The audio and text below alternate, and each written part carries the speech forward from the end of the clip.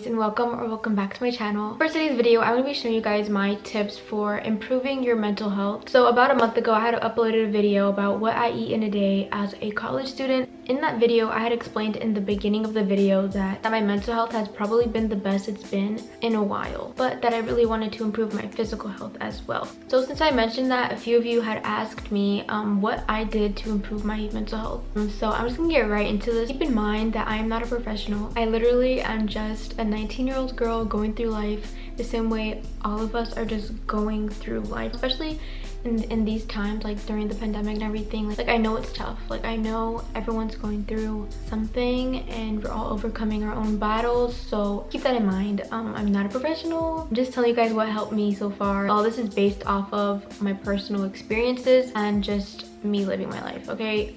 That's it. So with that being said, let's just get right into the video.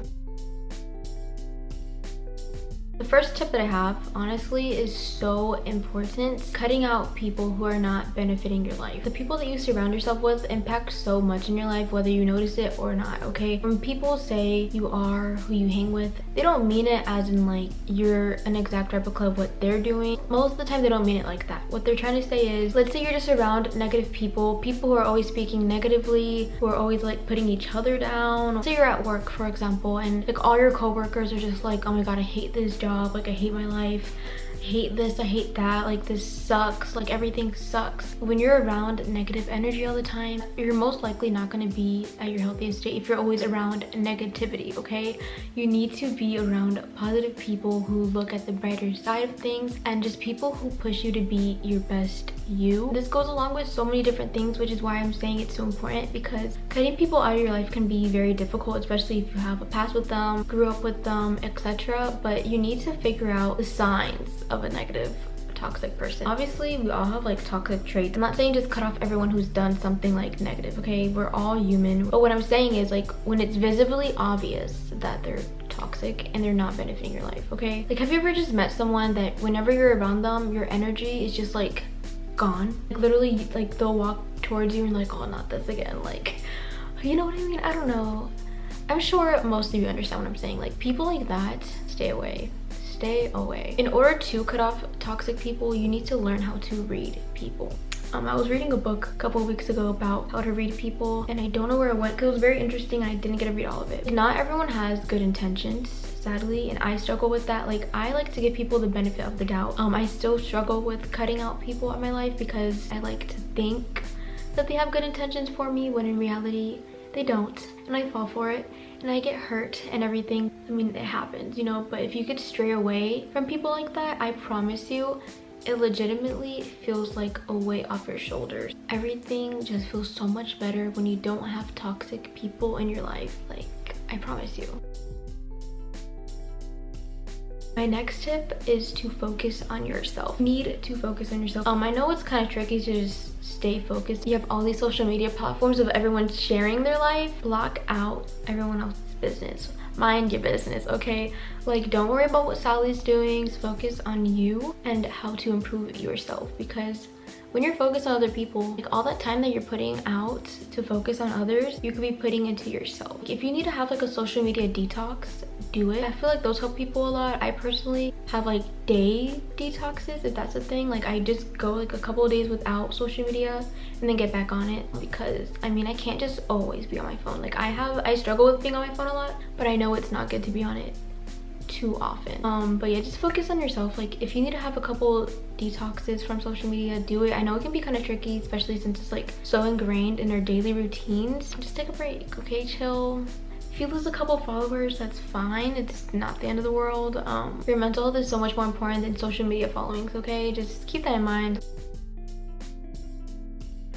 My next tip is to honestly just feel your emotions. I personally know a lot of people who explain to me that they like just keep all their emotions in, and then out of nowhere they just explode all their emotions. Your emotions are meant to be felt though. Like, if you need to cry, cry. Don't hold it back. Your feelings are meant to be felt. That's why they're called feelings. You're meant to feel them. Please do whatever it takes to express those, obviously in a healthy manner. A lot of people cope with their feelings in negative ways. So what's gonna help you is learning what's a healthy coping mechanism for you. So for me, if I need to cry, I cry. I let it out. I cry. Feel so much better. I didn't bundle it up inside of me, and I'm so much better afterwards. Another tactic is by just journaling. I love journaling. I wish I were able to keep up with it more often. I'm working towards doing that. I recently bought a new journal. I got this at Target. It just says My Beautiful Life, a guided journal for self-discovery and reflection. You have so many thoughts going through your brain every second of the day, okay? Every second of the day you're thinking, whether it be subconsciously, consciously, whether it be conscious or not. Am I wording that right? I don't know what I'm saying. Okay, pause. Whether you know it or not, you have so many thoughts in your head, and when you're just overthinking, you can just feel drained out, burnt out, want to cry. Your emotions are everywhere, okay? So it's so important to just write down what you're feeling, what's going on, you know, so you can just let it out some way or another. But yeah, honestly, journaling is so important to just have a better and healthier mind space, because you're able to let all those different thoughts and emotions and everything down on paper, and you can see what's really bothering you, triggering you, whatever it is, and just letting it go for the moment, okay? Does that make sense? I'm pretty sure it makes sense. It doesn't even have to be like fancy or anything. Like literally I have, here, let me show you. This little brown notebook. If I don't feel like using the prompts, because this one has prompts. Prompts are very good for just, you know, daily reflection, I guess. But if you want to just write anything down, I have this one that has like empty pages. It doesn't have prompts or anything like that. You just jot down whatever. It's really just personal choice, honestly. My next tip is to learn to be happy with yourself. This can be difficult if you have issues with self-esteem or if you're codependent, but honestly, not depending on other people for your happiness, honestly, it's just, I personally feel it's just like a learning experience. I think the main thing to remember in order to be happy with just being alone is by understanding that at the end of the day, it's you, yourself, and yourself, okay? Me, myself, and I, you, yourself, and yourself. I don't really know how to word that, but it's you with yourself for the rest of your life, and God, of course, but you guys know what I mean. Think about it. How many people from when you were young, very, very, very young, that you've met are the same people you've gone through life with? You can probably only count a few people with your hand. And if you count a lot of people, I mean, go you. You got a good support system. Like, everyone's been riding with you your whole life. That's great. Personally, I can't say that this person has my back any second. No. You have your back. It's only you versus the world for the rest of your life, and I think that's really what's helped me get through a lot of things, just knowing that everything is temporary. A lot of your relationships with people are temporary. I know it sounds scary. Not everyone's gonna stay in your life, and you need to be prepared for that and know that. Because let's say whenever they do leave your life, what are you gonna do? Mope around, cry, feel it's the end of the world? No, you can cry, you can feel sad, but you have to learn how to move on from that, you know what I mean? You can't have that mindset of, if they leave my life, how am I gonna survive without them? You can't have that mindset for the rest of your life, because not everyone's gonna stay in your life, period. You need to learn how to love yourself. And I feel like this goes hand in hand with self-worth. Honestly, I can say that my self-worth has improved so much. I'm not the same person I was last year, okay? In the middle of last year, I'm not the same person. I feel what really changed me was, me personally, I had went through a really bad breakup, okay? I realized I was getting cheated on. I realized God kind of like bonked me on the head and was like, Jamais, you're not listening to the red flags. I'm gonna have to just, you know, bonk you a little harder so you just get the memo. But I finally got the memo. I got out of a toxic relationship.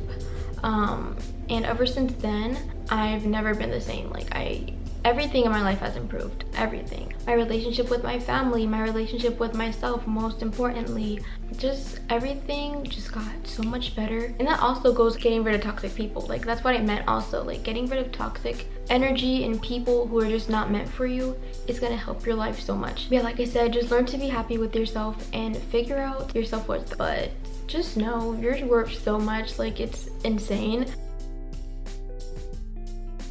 My next tip for having healthier mental health is staying busy. I guess this kind of goes with a coping mechanism, I guess you could say, because I feel like I've coped with a lot of negative emotions by staying busy. Like I said, I'm not saying push your feelings aside.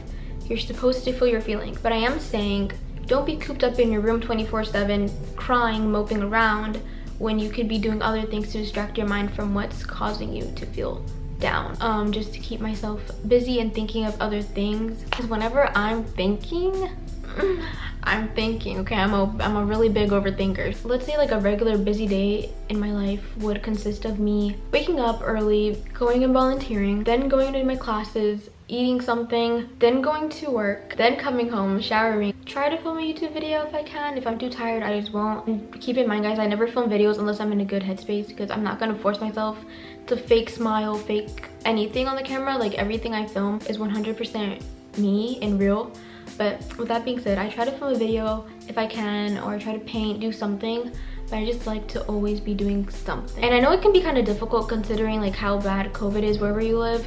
I didn't really think about that. It's probably a lot more difficult for you guys if you can't leave your house. But if you can leave your house, do it, but safely. Please wear your mask. If you don't wear a mask, just can you unsubscribe for me if you don't wear a mask, please, because I don't like that. Okay, don't keep watching this video if you don't wear a mask. Oh, non-maskers, please. But yeah, just try to stay busy. Like, if you can't leave your house, try working out at home, try reading books, doing something, because laying in bed all day is not gonna help your mental health at all.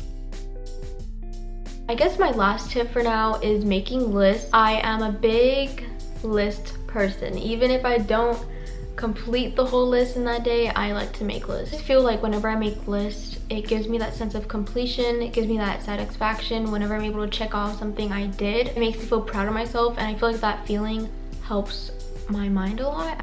I don't know, that just helps me. Like I said, this is just what helps me, guys. Write down all the homework you need to do, write down all the things you need to buy, write down as many things as you need that you can just complete. Once you're done completing that thing, you're gonna feel a lot better about yourself because you did it. So I mean, that's just a tip for me. If you're really going through it, I know a lot of people don't have access to certain resources, but like if you're really depressed, very down in the dumps and everything, please seek professional help. This is just a video explaining what has helped me within the last couple of months. So thank you so much for watching. Let me know if any of you guys try anything in this video, and yeah, do go and give it a big thumbs up. Do not forget to subscribe to my channel. I love all of you guys, and don't forget your worth, and I'll see you in my next video.